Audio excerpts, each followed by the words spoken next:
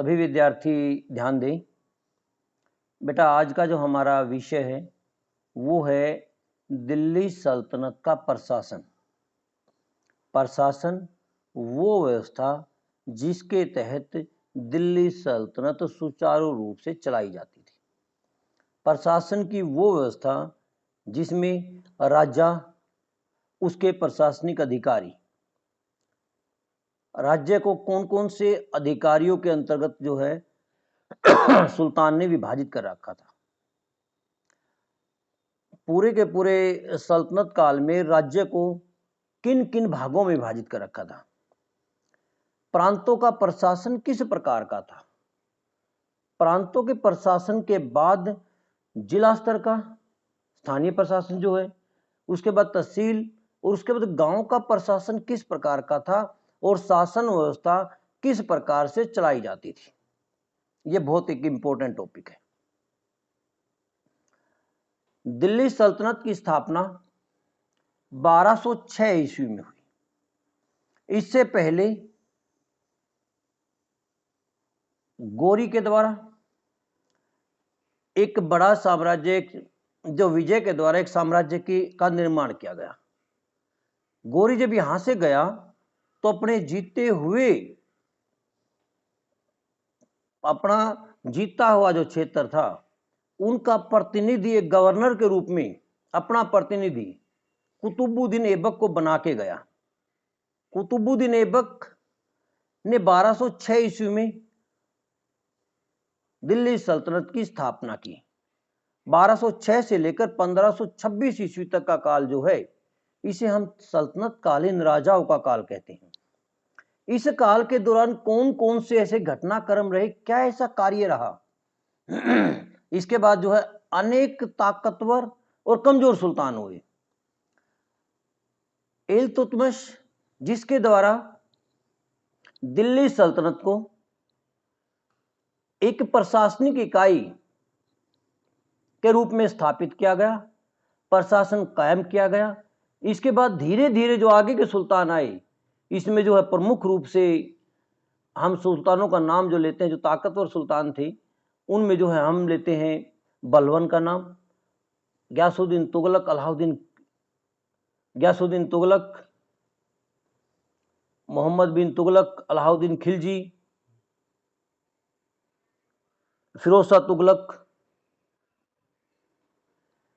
इन सुल्तानों के द्वारा समय पर शासन में चेंजिंग की गई, कुछ नए नए पदों को इजाद किया गया और एक प्रशासनिक व्यवस्था कायम की गई। अब बेटा क्या प्रशासनिक व्यवस्था थी, किस प्रकार का केंद्रीय इनका सिस्टम था, ये टॉपिक हमारा इस संदर्भ में आता है। सबसे पहला जो प्रशासन है, जिस प्रकार से आप समझने के लिए सिंपल, उसमें समझने के लिए हमें समझना है अपने देश के हिसाब से। सबसे पहले भारत मान लो हम। अब भारत जो पूरा का पूरा सिस्टम है भारत का, भारत के अंदर आज के संदर्भ में 28 राज्य और 9 केंद्र शासित प्रदेश है। जम्मू कश्मीर पहले राज्य था, आज इसको 2 भागों में बांटकर इसे जो है केंद्र शासित प्रदेश बना दिया गया है। जो केंद्रीय सरकार है, जिस प्रकार आज जो है राष्ट्रपति है, हमारे देश का मुखिया है, तो संविधान के तहत एक सिस्टम चलता है, और जो है भारतीय जनता पार्टी के जो है नरेंद्र मोदी भारत देश के प्रधानमंत्री है, और उसके साथ उनका मंत्रिमंडल है। कोई विदेश मंत्री है, कोई रक्षा मंत्री है, कोई जो है मानव संसाधन मंत्रालय का, कोई रेलवे मंत्रालय, कोई संचार मंत्रालय, अलग अलग प्रकार के मंत्रालय हैं। जो उनके कार्य हैं वो दिल्ली सल्तनत के केंद्रीय को हम समझने के लिए दोनों को कंपेयर कर सकते हैं। इसके बाद जो है पूरे केंद्र को, पूरा जो राज्य की सीमाएं हैं, पूरा देश की सीमाएं हैं, उनको प्रांतों में विभाजित कर दिया। प्रांतों में विभाजित जिस प्रकार यार है, अब अगर हम मान ले प्रांत, जो अलग अलग प्रांत हैं 28 प्रांत, इनमें जैसे एक हरियाणा भी प्रांत है, पंजाब भी प्रांत है, यूपी प्रांत है, महाराष्ट्र प्रांत है, इस प्रकार से प्रांत है। तो वहां दिल्ली सल्तनत के अंतर्गत भी प्रांतों में विभाजन है। इसी प्रकार से अब हम हरियाणा की बात कर लें। हरियाणा जो है एक प्रांत है और प्रांत को आगे जिलों में विभाजित कर रखा है। तो यहां भी जो है जिलों में विभाजित कर रखा था। प्रांत जो है, प्रांत को इक्ता कहा गया है, विलायत भी कह देते थे। प्रांत को हम प्रांत के रूप में आराम से समझ सकते हैं। इसका मुखिया, इक्ता का मुखिया इक्तादार भी कहते थे, जो है उसे वल्ली भी कहते थे, उसे मुक्ता भी कह देते थे। प्रशासन के सर्वोच्च पद पे जो बैठा है केंद्रीय मुल्क को जो है कहते हैं सुल्तान, सुल्तान है। पूरे के पूरे देश को प्रांतों में विभाजित कर रखा है। प्रांत के बाद जो जिला, जिसे सिख कहा गया और इसके मुखिया को सिखदार कहते हैं। जिस प्रकार हरियाणा में जो है आज के जो 22 जिले हैं, एक डीसी बैठा है सबसे ऊपर, उसके ऊपर कमिश्नर भी हालांकि, लेकिन जो इसको समझने के लिए फिर पानीपत को मान लिया हमने। पानीपत के अंदर एक डीसी है और अनेक प्रकार के एसपी है और अनेक प्रकार के अधिकारी है। उसके बाद जो जिला है, जिले को आगत तहसीलों में बांट रखा है बेटा। जैसे अपनी इसराना तहसील है, सनोली तहसील है, पानीपत खुद तहसील है, समालका तहसील है, और जो है मुडलाना नहीं है, मतलोडा का तहसील है। तो फिर तहसील में बांट दिया हम, और तहसील जो है इसे परगना कहा गया है, और परगने का मुखिया जो था उसे आमिल कहा गया है। आजकल आप तहसीलदार कह दिया है। उसके बाद गांव, जो हमारे गांव है, अपने जो गांव है आपका इसराना है, मतलोडा है, मतलोडा भी गांव के रूप में शामिल आता है। इसराना, जो आपके भाऊपुर, कारद, साहपुर, ये जितने भी गांव आसपास के गांव है। तो उसके बाद गांव, अब गांव का जो प्रमुख अधिकारी होता था वो था खूत, खूत बोलते थे, या उसको मुकद्दम कह दिया करते, मुकद्दम भी कह देते थे। तो इस प्रकार की एक प्रशासनिक व्यवस्था हमें दिखाई देती है। जिस प्रकार की प्रशासनिक व्यवस्था हमारे यहाँ है ना, वही प्रशासनिक व्यवस्था दिल्ली सल्तनत के, हाँ नाम चेंज है भाई, यही काम मौर्य काल में था, नाम चेंज हो जाते थे। प्रशासनिक व्यवस्था, हाँ एक चीज और भी है, आधुनिक काल में लोकतांत्रिक प्रणाली लागू है, लोकतंत्र के आधार पर शासन चलता है। उस समय तानाशाही हुआ करती थी, अधिनायकवाद था, डिक्टेटरशिप थी। सुल्तान के मुख से निकला हुआ वर्ड ही कानून है। आज जो है सभी कुछ प्रजातंत्र, लोकतंत्र, गणतंत्र, जो भी कुछ सिस्टम है वो ऊपर से नीचे तक जो है वो संविधान के तहत चलता है, किताब के अनुसार चलता है। उसके अंदर रूल रेगुलेशन लिख दिए। पहले राजा का हाथ लिख रहा था, मुंह था वो शब्द, इसको फांसी तोड़ दो भाई, इसको गोली मार दो, इसको फलाना पद दे दिया। ये सिस्टम चलता था, राजा की इच्छा के अनुसार चलता था। लेकिन अब जो है सिस्टम बिल्कुल चेंज हो चुका है। अब जो है पद जो दिए जाएंगे किसके आधार पर दिए जाएंगे? योग्यता के आधार पर पद दिए जाएंगे।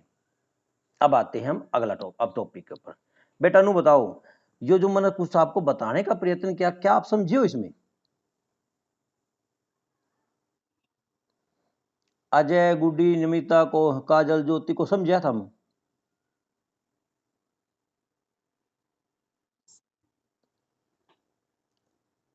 ठीक है, तो अब देखो आगे।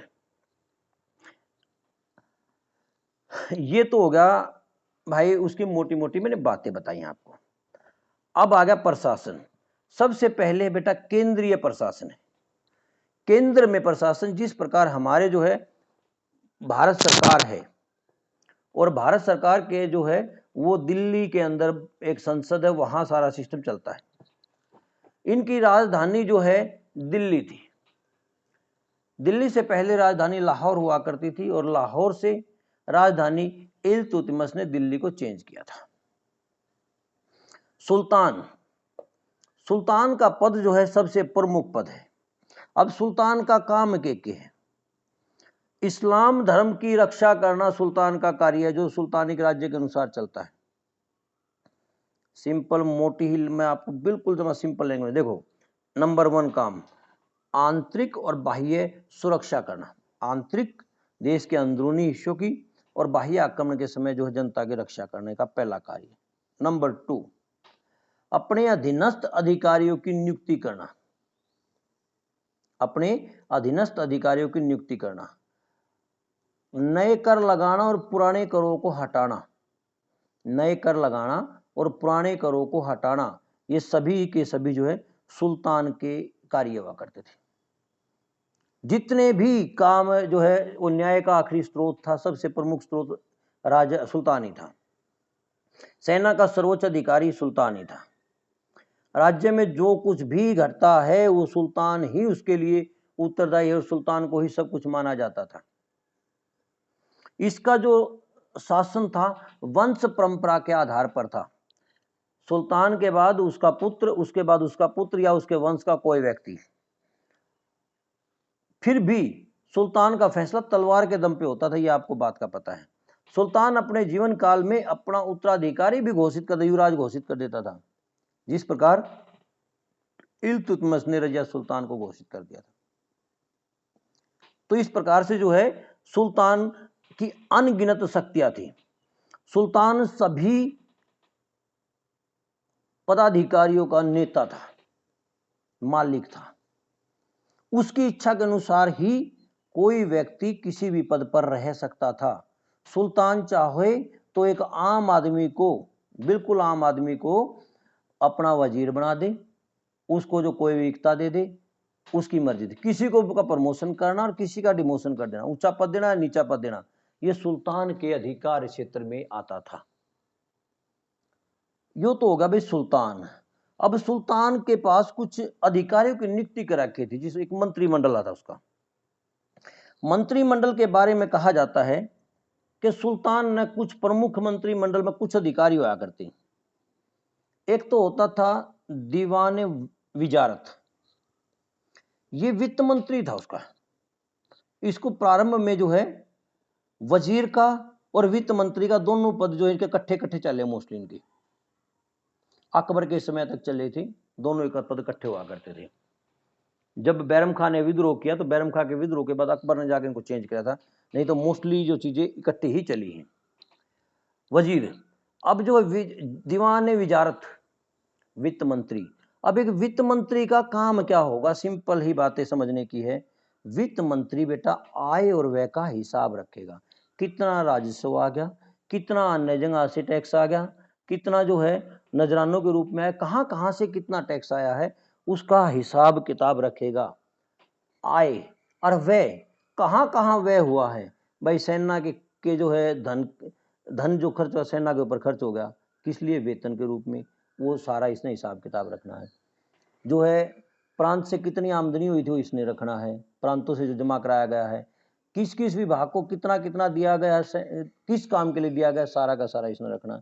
सैनिकों के लिए हथियार लाने हैं तो उसके लिए जो है धन रिलीज करने का, राजा को बताने का सारा कार्य इसी का हुआ करता था। इसके बारे में कहा जाता है तुगलक काल विजारत काल का स्वर्णयुग था। विजारत काल यानी जो दीवान था या इसको वजीर कह ले, इसका स्वर्णयुग के रूप में इसने इसको बताने का प्रयत्न किया। नंबर दूसरा जो अधिकारी है, दूसरा अधिकारी था दीवाने अर्ज। बेटा दीवाने अर्ज तय अभिप्राय है सेना का प्रमुख अधिकारी, सैन्य विभाग का मुख्य अधिकारी दीवाने अर्ज था।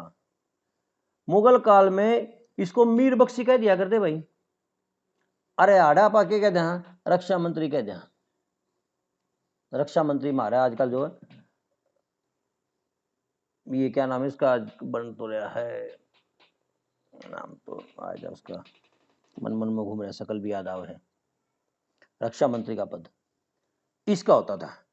अब एक दीवाने अर्ज जो है, इसका काम क्या था, इसका काम क्या होता था। दीवाने अर्ज जो है एक विभाग है, दीवाने मुमालिक इसका मुखिया है। इसका काम था पूरी की पूरी सेना का देख रेख करने का। कौन सी सेना है, पैदल सेना, घुड़सवार सेना, हाथी सेना, जो सेना थी उन सेना का कौन कौन से हथियार है, कितना वेतन के भर्ती होना, सभी के प्रकार के कार्य जो है इसी के हुआ करते थे। दीवाने इंशा, दीवाने इंशा के बारे में कहा जाता है कि जो है ये शाही सचिवालय था, जिसका प्रधान जो था दबीर मुमालिक था, दीवान इंशाह। अब इसका क्या काम था? शाही पत्राचार, कोई लेटर कितने आया है उसके पास पहुंचेगा, उसको लिखित में डायरी में चढ़ाया पहुंचा दिया। अभिलेख छपाने इसका काम है, कौन सा पत्र आया है, कौन कौन सा पत्र जो सुल्तान को दिखाकर किस विभाग में भिजवाना है, ये सारा काम इतना इसका है। राजा के आदेश जो हैं उनको लिखितबद्ध करवा के अलग अलग स्थानों पर भिजवाना, सुल्तान के आदेशों को, ये सारे फरमानों को, ये सारा काम इसी का हुआ करता। फिर था दीवाने रसालत। दीवाने रसालत के बारे में खास ये नहीं पता लगता कि ये विभाग कौन सा था, क्योंकि उस समय के इतिहासकारों ने भी इसके बारे में कम ही बातें कही हैं। फिर भी जो है इसके बारे में कहते हैं कि जो ये विभाग जो था, कुछ तो कहते विदेशी विभाग था और कुछ कहते धार्मिक मामलों का विभाग था। अगर ये विदेशी विभाग मान लिया जाए तो इसका काम क्या था? इसका काम था आस पड़ोस के देशों के साथ जो कूटनीतिक संबंध स्थापित है, जिस प्रकार हमारा विदेश मंत्री है, पाकिस्तान से किस प्रकार के संबंध, बांग्लादेश से किस प्रकार के संबंध, अमेरिका के साथ किस प्रकार के संबंध, ब्रिटेन, तो समय समय पर ये एक विदेश मंत्री का काम होता था, उसे दीवाने रिसालत कहते थे। कुछ अन्य अधिकारी भी होते थे।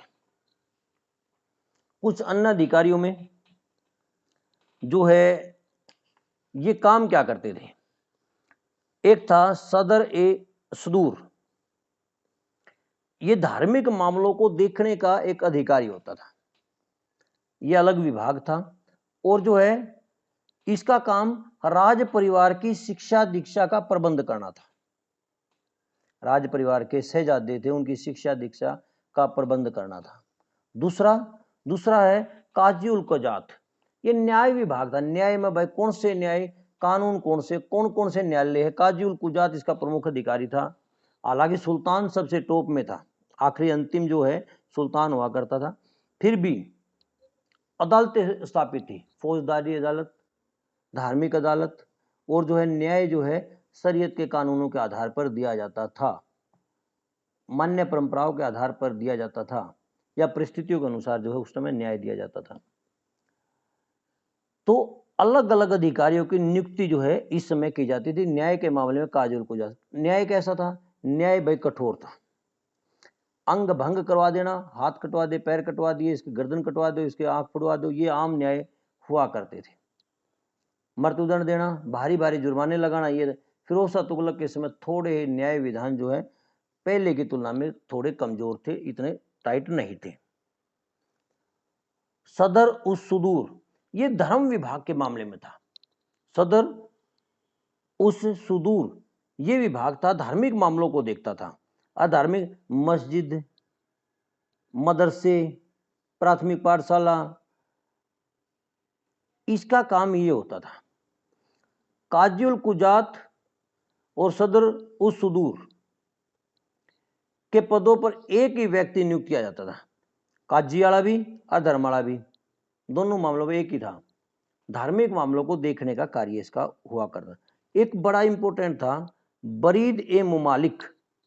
बरीद ए मुमालिक होता था जो है गुप्तचरों का प्रमुख अधिकारी होता था। यह गुप्तचर व्यवस्था दो प्रकार की सदियों से रही है, आज भी है। एक होती है संचार और एक होती है संस्था। संचार जो घूम घूम कर जो है घूम घूम के गुप्त सूचना इकट्ठी करके जो सुल्तान तक पहुंचाई, एक विभाग स्थापित है नीचे से ऊपर तक। अपने आधुनिक काल में हम बेटा सीआईडी कह देते हैं उसको।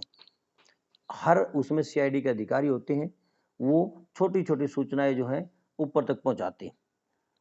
अमीरों का नियंत्रण करने खातिर, राज परिवार में नियंत्रण करता, जनता के बीच में विद्रोही ना हो, सुल्तान जो है इनकी गुप्तचरी करवाया करता था। अलाउद्दीन खिलजी, मोहम्मद बिन तुगलक, फिरोज तुगलक, ये सारे के सारे समय में, बलवन, ये सारे के सारे समय गुप्तचर विभाग बड़ा पैना रहा है। और जब भी गुप्तचर विभाग कमजोर हुआ तो राजा जो है, राजा के खिलाफ विद्रोह हुए या राजा का कत्ल कर दिया गया। उसके बाद कहते हैं प्रांत। भाई ठीक है, ये तो हो गया सेंट्रल गवर्नमेंट होगी। प्रांत जिस प्रकार हमारा हरियाणा है, इसमें क्या था बेटा प्रांतीय जो प्रशासन था ना, प्रांत को विलायत एकता या तो विलायत भी कह दे कई जगह इक्ता भी कह दे। और इसका प्रमुख जो अधिकारी था उसको इक्तादार भी कह दिया गया कई जगह, कई बार इसको वल्ली भी कह दिया, कई जगह मुक्ता भी कह दिया गया। प्रांतों की जो है का मुखिया जो इसको कई बार सूबेदार भी कह दे, हम गवर्नर भी कह सकें, कुछ भी कह दो, प्रांतपति भी कह लो, ये सारे नाम उसमें वैलिड हैं। कहते कि समय समय पर इनकी जो है संख्या घटती बढ़ती रही है। जो कि हमारे यहाँ प्रांतों की संख्या घटती बढ़ती रहती है उस प्रकार से। कहते बरनी के अनुसार सल्तनत काल में कुल 20 प्रांत दक्षिण भारत को छोड़कर रहे हैं। इसी प्रकार से कहते हैं कि जो है मोहम्मद बिन तुगलक के समय में इनकी संख्या अलग अलग बताई गई है। इब्न बतूता 23 बताता है, तो शिहाबुद्दीन अरब लेखक शिहाबुद्दीन मोहम्मद बिन तुगलक के समय प्रांतों की संख्या जो 24 बताता है।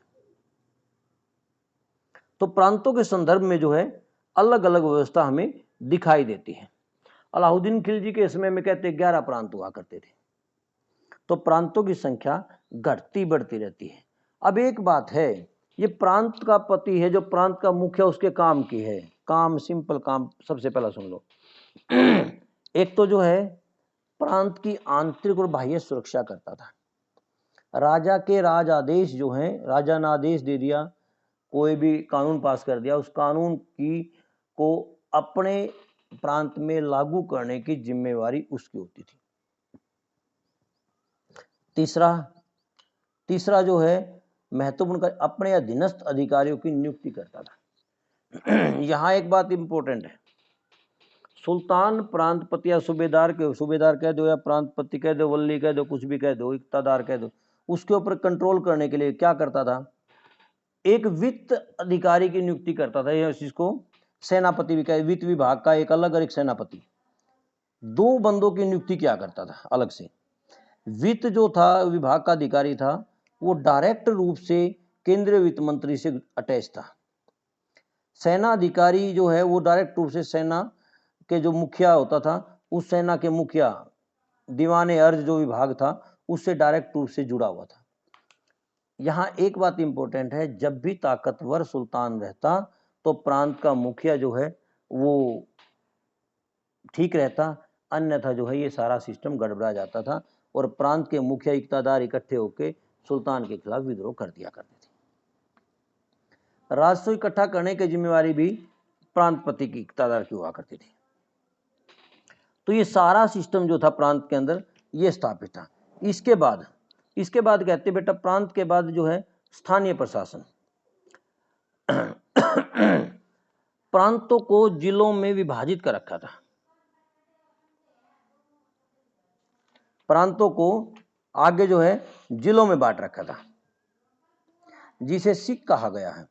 और सिख का प्रमुख था सिकदार था, उसके पास भी इसी प्रकार अधिकारी होते थे। वो भी वही काम करता था, राजस्व इकट्ठा करेगा, वहाँ न्याय व्यवस्था स्थापित करेगा, वहाँ राजा के आदेशों का पालन करवाएगा, वहाँ जो है शांति व्यवस्था कायम करेगा, और जो है जो कुछ भी होगा वो प्रांतपति से कट टच में रहेगा। अगला अधिकारी जो परगना होता था, परगना आधुनिक तहसील, और इसके प्रमुख को आमिल कहा गया है। इसके प्रमुख अधिकारी को आमिल कहा गया है। ये स्थानीय प्रशासन। और सबसे नीचे का अधिकारी जो बेटा ग्राम था, गांव था, गांव का जो मुखिया उसको मुकद्दम कहते थे। आधुनिक काल में हम सरपंच कह दिया करें, सरपंच तो मुकद्दम होता था। और जो है इसका कार्य क्या था, इसका कार्य ये होता था कि मुकद्दम जो है पटवारी गिल्ले, चौधरी गिल्ले, कानूनगों के साथ इनके पद पैतृक हुआ करते, इनके साथ मिलकर गांव में जो है न्याय का प्रबंध, गांव में शांति स्थापित करना, राजस्व इकट्ठा करना, जो है ये सिस्टम वो कराया करता, राजा के आदेशों का पालन करवाता था। जो कर अपना गोवा दुआना, डोंडी दुआना, गाड़ बनवाना, ये सारे काम जो उसी बंदा के होया करते थे। एक कुछ थोड़ा एक और बताता है, कहते कि 24 गांव का एक समूह भी वहां कई बार सल्तनत काल के राजाओं के समय मिला, सुल्तानों के समय। और 24 गांव का एक समूह जो है उसे 84 और 100 गांव का समूह जो है इसको सदियों कहा गया है। यानी एक समूह बना जो हमारा कमिश्नरी है, इस प्रकार का सिस्टम भी हमें वहाँ दिखाई देता है। ये तो हो गया भाई इनका जो है प्रशासन। इसके बाद हो गया न्याय प्रणाली। न्याय प्रणाली इनके समय में किस प्रकार की थी? सबसे पहला तो न्याय का जो मुखिया था, सर्वोच्च अधिकारी जो था वो राजा हुआ करता था, और जो है सुल्तान को सलाह देने के लिए एक विभाग होता था। सारा काम है ना सुल्तान की नाम पर चलेगा, सुल्तान ही उस सब सिस्टम को करेगा। दूसरा अधिकारी कोई अगर करता भी है तो सुल्तान के एवज में ही करता। जो कुछ भी है, जो भी काम होने लग रहा है, सारा काम सुल्तान के नाम पे चलता है, दूसरे आदमी के नाम पे कभी नहीं चलता। अब न्याय प्रणाली, न्याय में जो है यहाँ काजी उल कुज्जात नामक एक मंत्री की नियुक्ति की, जिसको मुख्य काजी भी कह सकते थे, और ये न्याय करता था। प्रत्येक कस्बा में, प्रत्येक परगने में, प्रत्येक सिक में, जिले में, नीचे से लेकर गांव से लेकर गांव, परगना, तहसील, जिला, प्रांत और सेंटर, इस प्रकार से न्याय का प्रबंध था। फौजदारी न्यायालय, और दूसरा जो है फौजदारी हो गया एक तो, और दूसरा दीवानी मुकदमे। बेटा न्याय का जो है दंड विधान बड़ा कठोर हुआ करता था। न्याय जो है कोई भी आदमी जो नीचे से लेकर ऊपर तक न्याय की डिमांड कर सकता था। धार्मिक नियमों के आधार पर न्याय होता था, शरीयत के कानूनों के आधार पर न्याय होता था। न्याय प्रणाली जो है इतनी सुगम नहीं रही जितनी हुआ करती थी, लेकिन फिर भी न्याय व्यवस्था हमें यहाँ ठीक दिखाई देती है। उसके बाद वित्त विभाग आ गया। वित्त विभाग, सल्तनत काल में एक वित्त विभाग का भी नाम आ गया। वित्त मंत्री की जो बात हमने करी है, दीवाने वजारत। अब इसका काम क्या था भाई? दीवाने वजारत जो इसका काम, इसका वित्त का प्रबंध करना था, राजस्व प्रबंध था। कहते बेटा यहाँ राजस्व, क्योंकि सारी मोस्टली प्रजा जनता जो है वो खेती तो कराया करती, राजस्व एक प्रमुख आमदनी का सबसे प्रमुख साधन था। यहाँ कई विधियों से जो टैक्स लिया जाता था। पहली बात तो सारी भूमि जो है वो राजा की होती थी। किसान खेती करने लग रही है, इसको बेचे जाने वाली वस्तु पहले जमीन नहीं हुआ करती थी। राजा को कर लगाने का अधिकार था, सुल्तान ही कर लगा सकता है और सुल्तान ही कोई कर हटा सकता है। दूसरा आदमी ना तो कर जो है राजस्व लगा सकता था, ना राजस्व हटा सकता था, टैक्स लगा सकता था ना हटा सकता था। अब जिस प्रकार से जो है फिरोज शाह तुगलक ने सभी प्रकार के कर हटा दिए थे और 4 प्रकार के कर जो शरीयत के अनुसार कर थे वो लेना शुरू कर दिया था। उसके बाद जो सिंचाई कर उन्होंने लेना शुरू किया, तो सिंचाई कर को क्या करा था उसने? सिंचाई कर को उसने जो है उलेमा वर्ग से परमिशन लेके सिंचाई कर लेने का सिस्टम शुरू किया था। कई विधि थी, एक बटाई विधि थी, एक कनकुत विधि थी, और भूमि की पैमाइश के आधार पर जो टैक्स कर लिया है। बेटा अलाउद्दीन खिलजी के समय 50% लिया जाता था, 1/2 भाग। जलालुद्दीन खिलजी जो था उसने कहा था कि किसानों से इतना ही कर लेना चाहिए जितना कर जो है वो आसानी से दे सके। गयासुद्दीन तुगलक ने भी यही कहा था।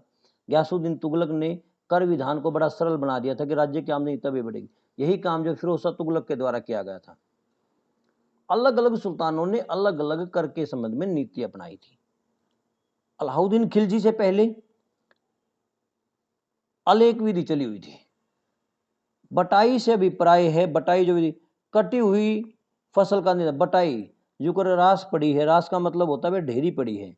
ढेरी मतलब भाई आधी आधी बांट दी, आधी उसकी आधी उसके, यानी आधी का काम है।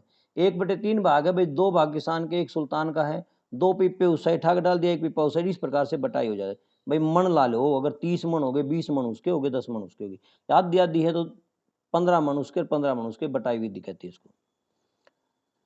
कनकुत से सरकार खेतों में तैयार फसल के आधार पर, खड़ी फसल भाई या किसान की या जमींदार या जो है सरकार की। भूमि की पैमाइश, बीघा माप लिया, किला माप लिया भाई, किला के आधार पे जो है इसको जो है 10 मन देना है, 5 मन देना है, ये पहले जो पैमाइश हो जाया करती। अलाउद्दीन खिलजी के समय, इससे पहले कोई भी व्यक्ति या तो बेच कर दे दो, नकदी के रूप में दे दो, या फसल के रूप में। अलाउद्दीन खिलजी ऐसा पहला सुल्तान था जिसने केवल एक ही बात कही थी कि हमें केवल नकद के जो है नकद के रूप, जिन्स के रूप में नहीं, नकद के रूप में। क्यों? क्योंकि सेना को नकद वेतन देना होता था। ये सिस्टम हमें वहां दिखाई देता है। कुछ कर सिस्टम अलग प्रकार के जो शरीयत के अनुसार थे। खराज, बेटा यह भूमि कर था। खराज यह भूमि कर था और गैर मुसलमानों से प्राप्त किया जाता था। यह कुल उपज का 10% से लेकर 50% तक लिया जा सकता था। खमस युद्ध में लूट का धन था। खमस जो है युद्ध में लूट का धन होता था, इससे भी राज्य की आमदनी होती थी। जकात 2.5% हर मुसलमान को अपनी आय से देना होता। धार्मिक कर्ता उनके रख रखाव के लिए ही इसको लगाया जाता था। कई जगह इसको 2% बताते हैं, लेकिन 2.5% के आधार पर ही कर लिया जाता था। जजिया गैर इस्लामिक लोगों से जजिया लिया जाता था। जजिया कर जो है गैर इस्लामिक, जो इसमें किसका आधार क्या था? इसका आधार ये था कि जो सैनिक सेवा के बदले में लिया जाने वाला कर, सैनिक सेवा के बदले में लिया जाने वाला कर जो था उसको जजिया कहा जाता था। और किससे लिया? गैर इस्लामिक लोगों से। गैर इस्लामिक लोगों से सैनिक सेवा के बदले में लिया जाने वाला कर जजिया कहलाता था। ये कर प्रणाली हमें यहां देखने को मिलती। अब आगे भाई सैनिक सिस्टम, सैन्य व्यवस्था, क्योंकि किसी भी सिस्टम का, कोई भी देश का प्रशासन जो है सेना के आधार पर चलता है। और तानाशाही में तो और भी ज्यादा। बर्नी ने फतवा जहांगीरी में कहा है कि राजतों के 2 स्तंभ होते हैं, प्रशासन और विजय का आधार सेना होती है। एक तो प्रशासन और विजय का आधार सेना होती है। बर्नी राजतो जो है ही सेना है और सेना ही राजतो है, यानी सेनाएं है सब कुछ जो कुछ भी है तानाशाही के अंदर। अब क्या है, ये 2 स्तंभ बताता, अब जो है 3 स्तंभ बताया जाता है, चौथा स्तंभ भी बता दें। एक कार्यपालिका, पहला विधानपालिका, फिर कार्यपालिका, फिर न्यायपालिका, चौथा स्तंभ पत्रकारिता में बोलते हैं। उस समय 2 स्तंभ थे, एक तो राजा स्तंभ है और एक सेना। इस तरह का कुछ नहीं है, 2 स्तंभ है। यानी कुल मिला के कहें कि सेना ही सब कुछ थी, सेना ही सब कुछ थी। जिसके पास जितनी सेना ताकतवर थी वो उतना ही ताकतवर है, और जिसकी सेना कमजोर है वो इतना ही कमजोर है। बलवन जो था इसने जो है दीवाने अर्ज का गठन किया था और पहली नियुक्ति इमादुल मुल्क की करी थी। अब ये था के सौदा भाई कुकर के था। देखो इनके पास सेना कौन कौन सी होया करती? एक तो भाई घुड़सवार सेना आया करती, क्योंकि सल्तनत काल के अंदर तुर्कों के साथ में जब आए ना, सबसे प्रमुखता घुड़सवार सेना को दिया करती। पैदल सेना, हाथी सेना, ये 3 प्रकार की सेना आया करती। इनके आने से पहले हाथी सेना फर्स्ट में आया करती, भारतीय राजाओं के उसमें फर्स्ट में हाथी सेना होती थी। लेकिन इनके बाद घुड़सवार सेना इतनी चुस्त दुरुस्त हो गया करती कि घुड़सवार सेना टॉप में आ गई थी। अब इनके पास हथियार कौन कौन से थे? हथियारों की जब हम गिनती करा कौन कौन से आएंगे भाई, थारे सिंपली लैंग्वेज में समझा दो। एक तो भाई तीर कमान था इन पे, दूसरा भाले थे, तलवार थी, कटार थी, ढाल थी, नेजे थे। ये सिस्टम इनके पास जो तीर कमान होया करती। उनमें जो थोड़े थोड़े जो है सिस्टम भारतीयों की तुलना में थोड़े चेंज हो गए थे।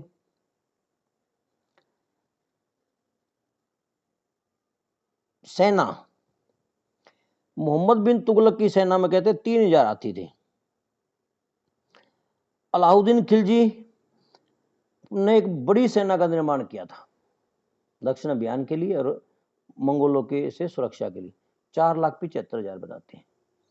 इसी प्रकार से लगभग 3 लाख सेना जो है मोहम्मद बिन तुगलक के समय में 3 लाख थी, और उसने आपको याद होगा कराची अभियान के लिए जो है सेना भेजी थी। और फरिश्ता तो यहां तक कहता है कि अलाउद्दीन खिलजी जो था इसकी सेना में 4,75,000 अश्वरोही घुड़सवार सेना थी। और बलवन के समय में जो है सतीश चंद्र कहते हैं कि बलवन के काल में केंद्रीय सेना की संख्या 2 लाख थी।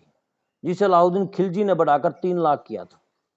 तो सेना जो है किसी भी शासन तंत्र का प्रमुख जो सिस्टम हुआ करता था। एक इक्तादारी प्रणाली आती है, इसके बारे में थोड़ा आगे गले यही बता देता हूं। इक्तादारी प्रणाली थी कि इक्तादारी प्रणाली थी कि जो है प्रांत की जो व्यवस्था थी इक्ता में बांट रखा था, प्रांत को इक्ता कहा जाता था उस समय। इसका सबसे पहले जो पूरे के पूरे राज्य को जो विभाजन कर रखा था प्रांत को इक्ता कह देते। सबसे पहला बेटा इसका प्रारंभ जो है इक्ता नाम का प्रारंभ, इक्ता ये जो है सलूजुकों के द्वारा किया गया था, सलूजुको मध्य एशिया में। इसका फिर जो है ईरानी भूभाग पे दहकान कहा जाता था इसको, दहकान। और यहां एक इक्तादार जो होता था जो उसका काल 3 साल का होया करता है। भारत में इक्तादारी प्रणाली का प्रारंभ जो इक्तादार कहने लग गए उसका प्रारंभ जो है मोहम्मद गोरी के द्वारा किया गया था। मोहम्मद गोरी के द्वारा इक्तादारी प्रणाली का प्रारंभ किया गया था। 1192 में ऐबक को हांसी का इक्तादार बनाया था उस समय ने। और इसी प्रकार मलिक नासिरुद्दीन को मुल्तान का इक्ता दिया था। इसके बाद ऐबक के समय और इल्तुतमिश जो है, इल्तुतमिश को ऐबक ने बदायूं का इक्तादार बनाया था। अब हम कहते हैं इक्तादारी प्रणाली का प्रारंभ जो हम किस माना, हम कहते हैं इल्तुतमिश थे। अब इल्तुतमिश तक क्यों मानते हैं ये इंपोर्टेंट है। भारत में इक्तादारी प्रणाली का प्रारंभ ठीक है गोरी के द्वारा कर दिया, इक्तादार कहने लगे ऐबक का टाइम में, लेकिन इल्तुतमिश ने इक्तादारी प्रणाली को सही आयाम दिया। उसने अलग अलग प्रांतों की प्रशासनिक व्यवस्था कायम की और हर एक इक्ता था उसकी जिम्मेवारी क्या है, उसके अधिकार क्या है, उसके कर्तव्य क्या है, ये बातें उसने डिसाइड कर दी। इक्तादारों पे कंट्रोल करने के लिए समय समय पर जो सुल्तान होता था, सुल्तान जो था वो क्या करता था, इनके पद को जो है एक स्थान से दूसरे स्थान पर इनको ट्रांसफर कर दिया करता। इनको कई बार नकद वेतन दिया करते, लेकिन अलाउद्दीन खिलजी के समय में नकद वेतन का आया। इससे पहले इनको जागीरें दिया करते, उसके बाद में भी इनको जागीरें देने का सिस्टम हमें दिखाई देता है। मोहम्मद बिन तुगलक, फिरोज तुगलक के में आकर जो मोहम्मद बिन तुगलक था, मोहम्मद बिन तुगलक जो है इक्तादारों का सिस्टम अलग रखा। उसने राजस्व वसूली में ठेका मुक्ता प्रणाली, इजारेदारी प्रथा की शुरुआत करी थी, जिसके परिणाम ठेकेदारी प्रणाली की शुरुआत कर दी। अब फिरोज शाह तुगलक ने क्या किया, फिरोज शाह तुगलक कमजोर था, इसके द्वारा क्या किया गया, इसने इक्तादारों को वंश परंपरा के आधार पर जोड़ दिया और जो है ये प्रथा आगे चलकर बहुत ही हानिकारक सिद्ध हुई। इक्तादारी प्रणाली कुल मिला के कहें कि जो दिल्ली सल्तनत के लिए शुरू में तो ठीक रही, बाद में ये प्रणाली जो है इक्तादारों ने समय समय पर विद्रोह किए और परिणाम ये हुआ कि दिल्ली सल्तनत कमजोर स्थिति में चली गई। कुल मिला के हम कह सकते हैं कि इक्तादारी प्रणाली के अंतर्गत मैं दिल्ली प्रशासन को जो है एक सुल्तानों के द्वारा समय समय पर प्रशासनिक व्यवस्था कायम की गई। जब इनके द्वारा प्रशासनिक व्यवस्था कायम की गई उसमें विभिन्न आयाम स्थापित किए गए। जब कमजोर शासक होता था तो उसका प्रशासन के ऊपर नियंत्रण नहीं होता था, जो ताकतवर सुल्तान होता था उसका जो है प्रशासन के ऊपर पूर्ण नियंत्रण होता था। ये हमारा टॉपिक है।